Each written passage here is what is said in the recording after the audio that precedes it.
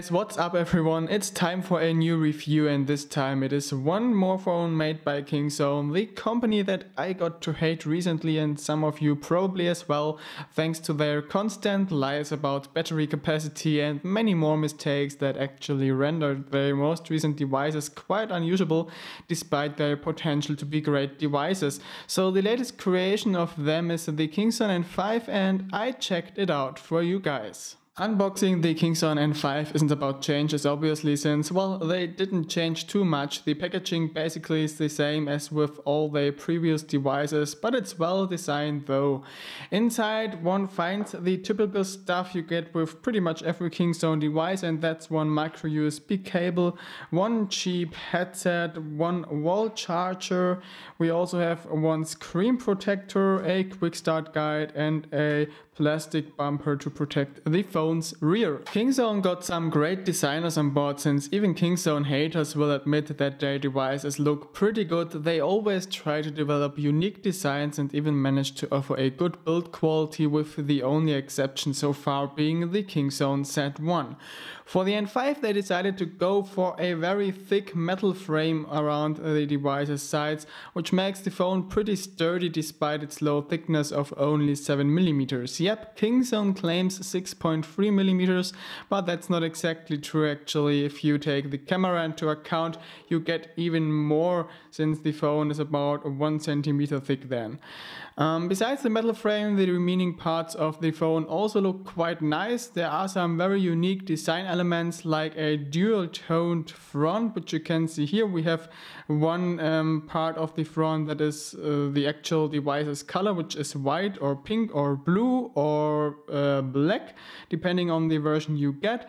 And we also have an area that is black by default, which houses the touch buttons and all that stuff, and actually hides the bezels of the screen a bit.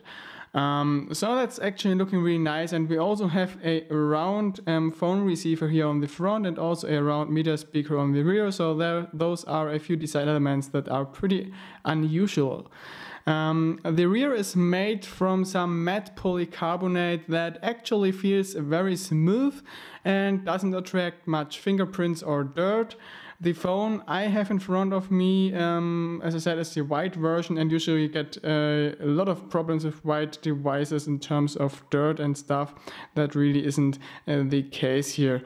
Now let's have a quick look around the elements of the phone. As you can see on the right side, we find all the hardware buttons, which sit in place very tightly so they do not move around. The upper side houses the 3.5mm headphone jack and a micro USB port.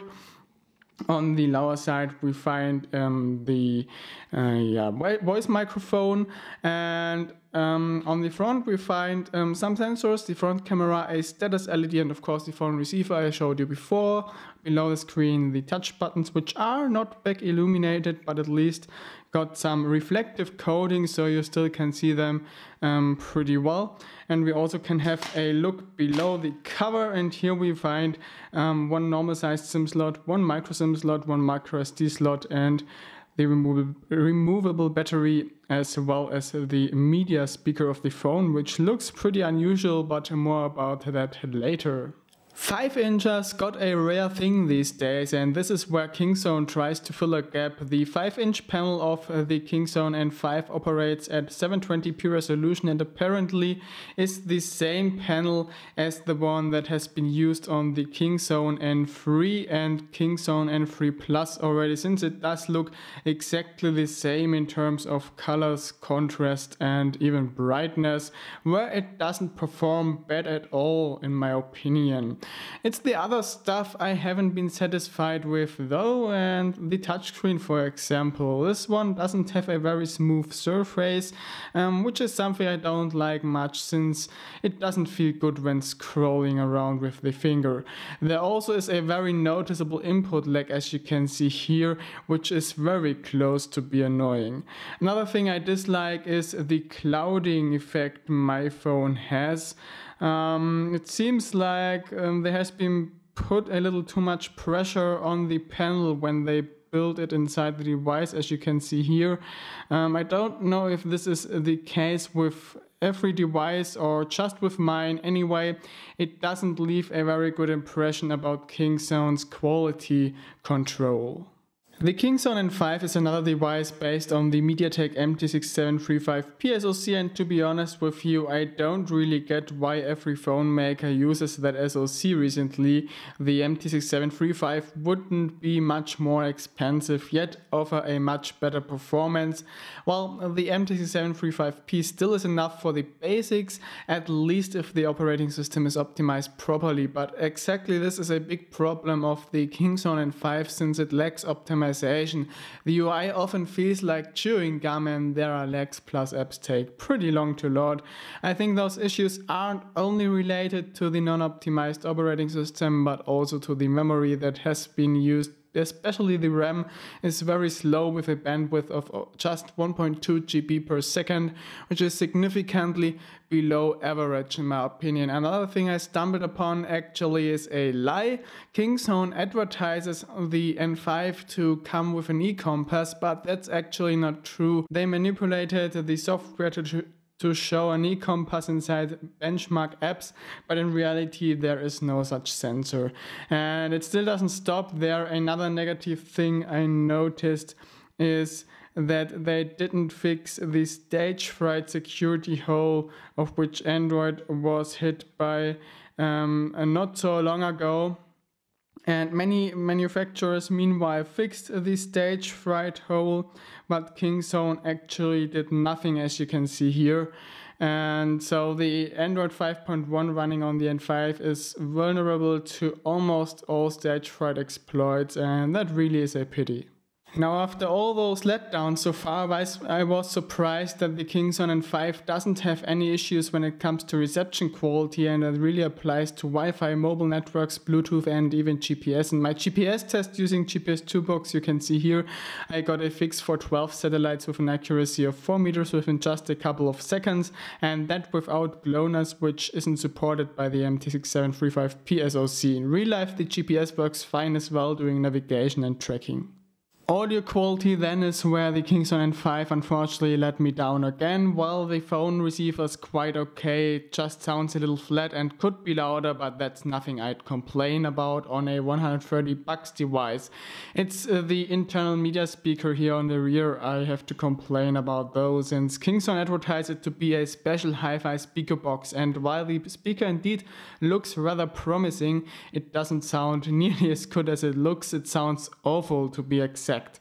More fun you get when using a nice pair of headphones here with the headphone jack. I tested the phone with my Xiaomi Piston 2 earbuds, and the phone really offers some enjoyable output, which is to expect since the Kingzone N5 comes with a dedicated Yamaha audio decoder.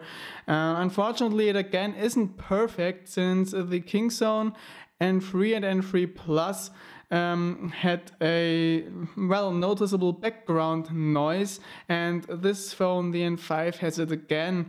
And well, it seems like this is some hardware design flaw they are doing again and again, and I really wonder what's so hard about fixing this. It's not really annoying while listening to music, but more in silent parts of your favorite tracks where you hear this background noise, and that's where it becomes a little annoying. Camera roulette is the word I would describe the N5's camera performance with. The 30 megapixel rear shooter sometimes creates images that look sharp with nice colors, just like they should look, and then again, out of a sudden, creates awful images with no details, wrong colors that are totally blurred and look like, sorry for the hard words, shit. It seems like again this is some strange software bug, but it really makes the camera pretty much unusable. Videos also look awful with lots of fractals, way too intense colors and heavy lagging. The front camera isn't good as well, and this is only suitable for video chats and similar stuff. And now we talk about battery, which you, in case you know Kingzone, probably have been looking forward to all the time. Well, Kingzone are known for telling battery lies. The N3 and N3 Plus, for example, both came with batteries 1000 milliamps below the advertised capacity.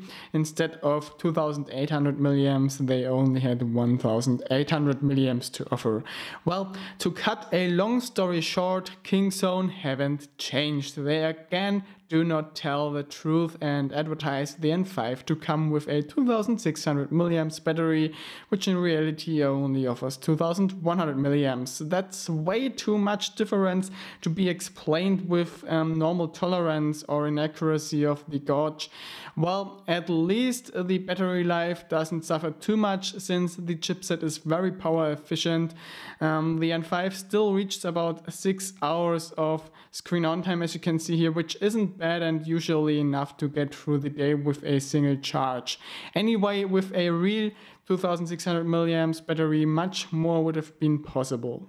My final verdict about the Kingzone N5. Well, the phone could be a really good device if Kingzone just would finally go back to the truth and actually care about what they build into their phones and improve the software quality. I mean, the phone has a nice build quality, it looks gorgeous, and it's just the software and hardware flaws that make this phone so bad.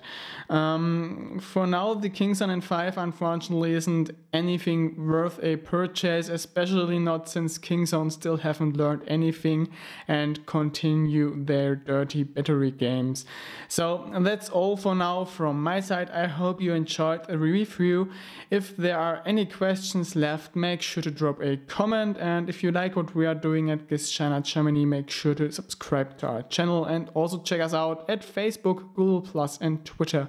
You will now see a performance demo of this handset, and I say bye bye, over and out.